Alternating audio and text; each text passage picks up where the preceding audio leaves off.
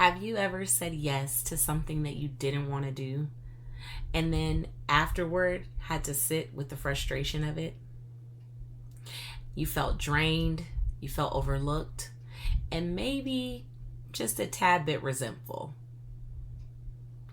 But because you wanted to be seen as the nice one, as the dependable one, as the woman who would serve and show up without complaint, you sacrificed one of your most precious faculties, your voice.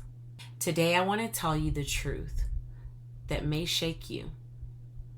Altruism, the way that we've been taught it can be a trap. If it costs you your peace, your purpose, and your God-given shine, it's not service. It's self-betrayal. Welcome back to the Bold Becomers podcast. I'm your host, Chara Jané. We have conversations centered around what it looks like to go through the messy middle while also being bold and brave enough to stand in the fullness of what God has called us to in this present moment. And as we do so, we do it with the belief that you were made to shine and that God hasn't made any mistakes. In fact, He uses all of our story to get the glory out of our lives. So if you've joined us today, just know that you're in the right place. But before we get started, let's top off our episode with what I like to call our bold declaration. Goodbye, altruism. It's been nice knowing you. When I knew you well, you garnered a lot of praise and admiration for my selfless acts. I wore you well, like a cape. No, like a badge of honor, showing up for everything and everyone else like a knight in armor. But no more. I have purpose to fulfill, and a light I must shine. I am okay with being the one they used to call. Now, I am showing up for me, choosing my yes with intention and great care. I use my precious gifts and limited resources with wisdom and stewardship. Today, I boldly declare, altruism is trash. I release you. I hope that today's bold declaration stirred up the right kind of fire inside of you. Let's carry that with us throughout the rest of this episode and beyond.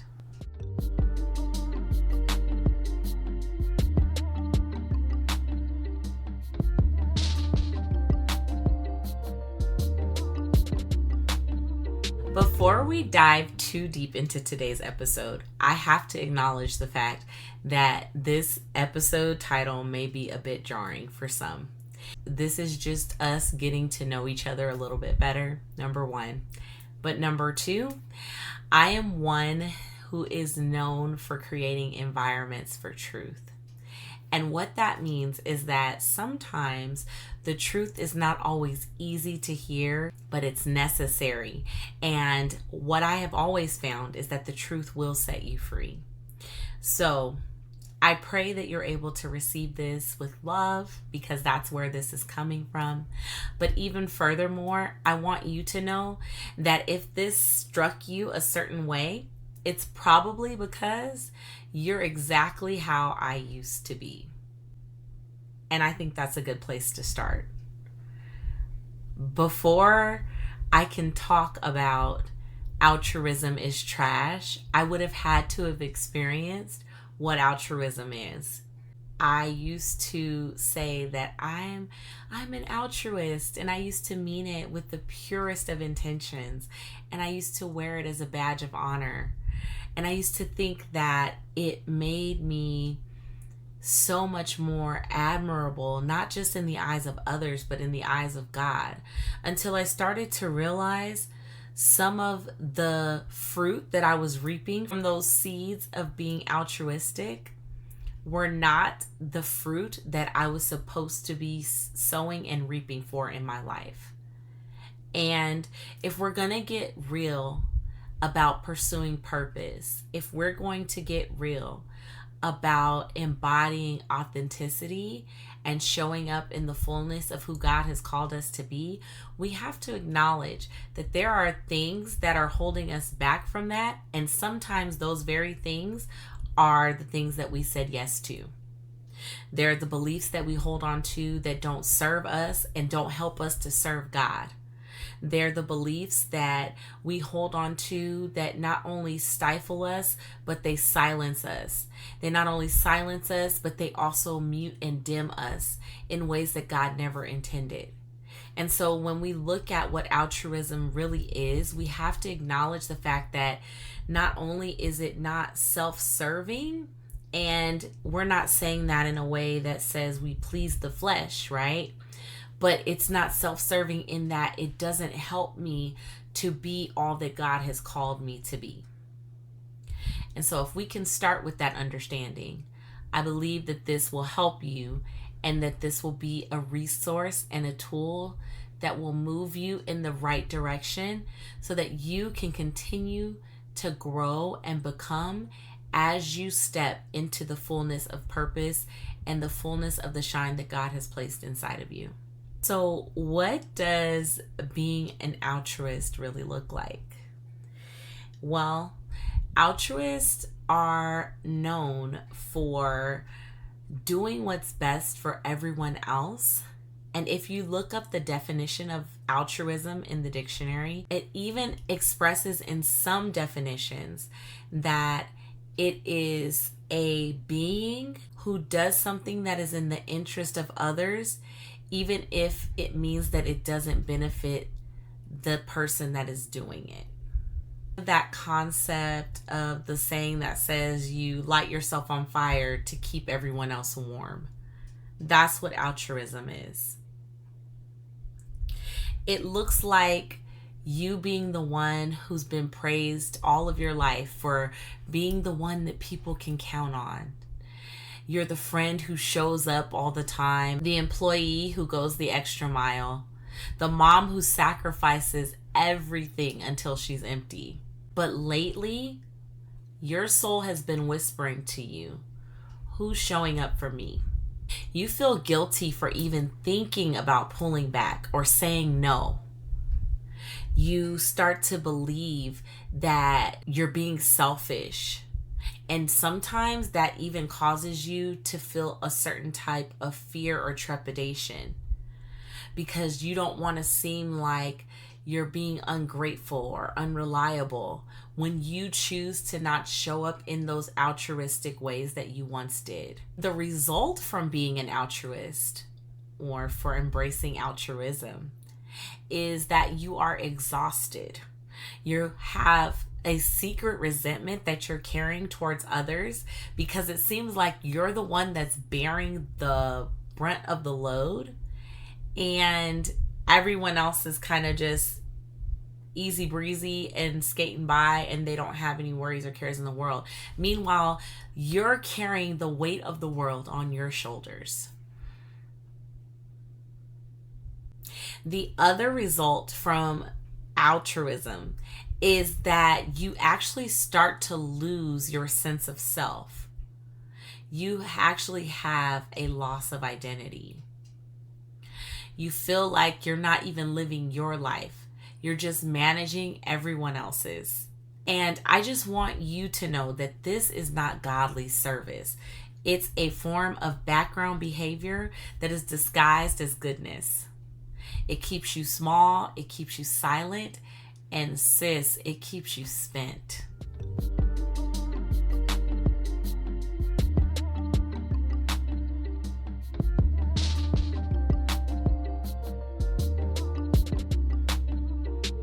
This is the segment of our podcast called the Shine Method Connection.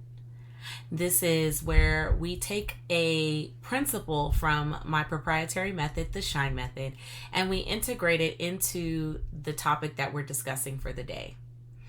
And for those of you who are new to the Bold Becomers podcast, the Shine Method is actually an acronym where the S stands for Seek the Truth, the H for Honor Your Story, the I for Include the Lessons, the N for Navigate Your Growth, and the E for Embrace and Express.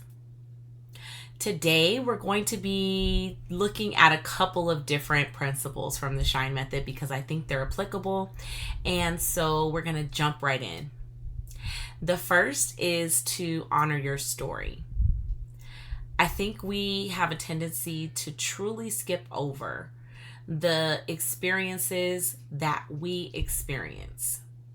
We often take into consideration how everyone else is experiencing us, but very seldom do we take a inventory of how we are experiencing ourselves and our lives as a result of how we force ourselves to show up for other people's experiences. I know that was good. And I think it's okay for us to take a pause, to take a moment, to really become introspective, reflective, and really think about, are the things that we're saying yes to in our lives, are the things that we're dedicating our time and our energy and our resources toward, are they truly the things that reflect what we value, what we've been called to, and who we really are? And I believe that if you've been showing up as an altruist, as I am a recovering one, you can begin to identify and pinpoint places where you took on roles and titles and responsibilities that were not yours to carry, that were not yours to hold, and that God never really truly assigned you. And this isn't about you feeling bad for being misaligned. This is not about you taking fault for putting too much on your plate or even feeling any shame around this. This is just an opportunity to take a look at your life, at your choices, and what you're doing from a place of non-judgment and saying, does this truly work for me? Is this really what God has for my life? And one of the questions that I asked myself that helped me to get really clear about weeding out those altruistic behaviors was this simple question: what does God's abundant life look like for my life? Because in John 10:10, he says, I come that you might have life and that more abundantly. And what that did for me is it shifted my perspective from what is everybody else thinking? What is everybody else saying? What is everyone else demanding or asking of me? And started to put me in a place and in a posture of, is this really what God has designed, has destined, has orchestrated for my life? And I believe that God gives us glimpses, gives us vision of where he's leading us to and what he wants to do in our lives, enough for us to know and to answer this question honestly. So when a choice is presented to you, when an opportunity is presented to you to show up in this altruistic way, you can start to ask yourself that one question: is this a reflection of God's abundant life for my life? If the answer is yes, then you go with it. If the answer is no, then maybe you reconsider what you say yes to and what you give space to. The second point that I want to bring out for today's episode is to navigate your growth. I think it's important to realize that you did not become an altruist overnight. For many of us, it was something that was deeply ingrained into us from the time that we were children, that we are supposed to show up for others without complaint, without regard. And it was something that was explained to us as though it was something that was godly, that God expects this of us. But I think it's important to distinguish the fact that there is a service that God is expecting you to do in the earth, but oftentimes that service is deeply and directly connected to purpose. It is not just you doing these random acts of kindness and living a life that is sporadic and always reactionary to others' demands. As you start to uproot those altruistic behaviors, you have to understand that it's going to take time. You need to be patient with yourself. You also have to know that as you are uprooting, I like to call it the weeds that are living in the gardens of our hearts and our minds, right? Those weeds, that there is going to have to be some new seed that you plant in the soil of your heart and mind about how you show up for others, how you say yes, how you make the decision to say yes or no to someone. And then also, it's okay for you to start looking at the decisions that you're making from a place of motivation. And what I mean by that is that as I began to navigate my growth in this area of letting go of altruism, I had to understand that many times the reason that I kept showing up that way is because my motivation was so that others would see me as a good person. And it made me feel good about myself to seemingly be seen in that light. But what I also had to realize is that God is not measuring my devotion to Him based off of how well I respond to others' demands on me. But He's looking at the fruit of my life and seeing, did I align with His word? Did I align with what He told me to do? And if I am not moving in full obedience to Him, even if it was in service of others, I have created an opportunity for delayed obedience, aka procrastination, and disobedience, where I am not doing what God has called me to do. And once I realized that, I began to know that I could walk this journey out. I could uproot the altruism out of my life and out of my thought patterns, beliefs, and actions. But I also had to give myself the grace and the space to know that as I was doing that, it was going to be a journey and I would get better at it as I went. And I hope that if you are a fellow recovering altruist, that you can receive these seeds of wisdom today and allow it to bring healing and refreshing to your spirit as you navigate your growth, and also honor your story to release altruism from your life. Hey there, Bold Becomer. Are you ready to take the next step in your journey to embrace godly authenticity and truly shine? I'm thrilled to introduce my book, Discover the Path to Shine, your guide to uncovering the foundational principles that will transform your journey from the background to the forefront. This isn't just another book. It's a roadmap for recognizing and breaking free from behaviors and beliefs that may be holding you back.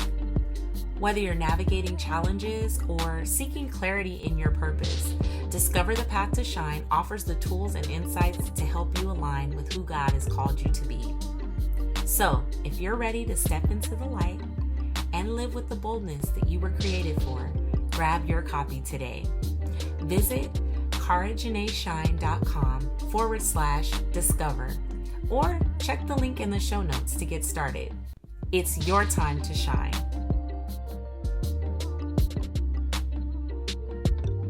Here are some practical strategies to help you to navigate saying goodbye to altruism. Number 1, redefine service through scripture. It's time for you to serve from overflow and not from obligation. I heard Dr. Anita Phillips say that sometimes we live in fog, and that is fear, obligation, and guilt. And when I heard her say that, it was so eye-opening for me. And it really helped me to get clear about how I say yes when I am saying yes to service. Am I serving out of fear? Am I serving out of obligation? Am I serving out of guilt? Number 2, practice sacred no's. It's important for us to realize that every no makes space for your authentic yes. And we talked a lot about that in the Choosing Your Yes series. If you want to go back and listen to that, I will have a link for you in the show notes. As you get clear about what you can no longer say yes to, it's going to create more space for your yes to live and to thrive. And I pray that that also brings you renewed energy and revitalization as you are walking this out. Number 3, create a personal capacity gauge. Oh, I love this one because it teaches us to get in tune with our spirit, with ourselves, but also it's teaching you stewardship over self. It's teaching you self-mastery. So what am I saying with this? Your capacity gauge is like you pause and you check. Do I have the capacity? I often say I may have the capability. I may have the capacity, but what will this cost me? Because sometimes I can have the capacity before I say yes, but if I don't assess the cost of saying yes, which is I know after I get done doing X, Y, and Z, this is going to leave me in a depleted state. And I may not be willing to pay that cost. I may not be willing to say yes to that. I know this is good. We are dropping gems today, y'all. Number 4, replace people pleasing with purpose pleasing. And this is a big one for us women of faith, us extraordinary women of faith. We are high achieving. We are the go-getters. We are the doers. We are the make it happens. We are the fixers. We're all of those things, right? But do we miss the mark with fulfilling purpose because we are so busy pleasing others? This is about you tapping in with the Holy Spirit to ensure that you are not just saying yes because someone else expects it of you. Make sure that God is acknowledged in all of your ways so that He can direct your paths.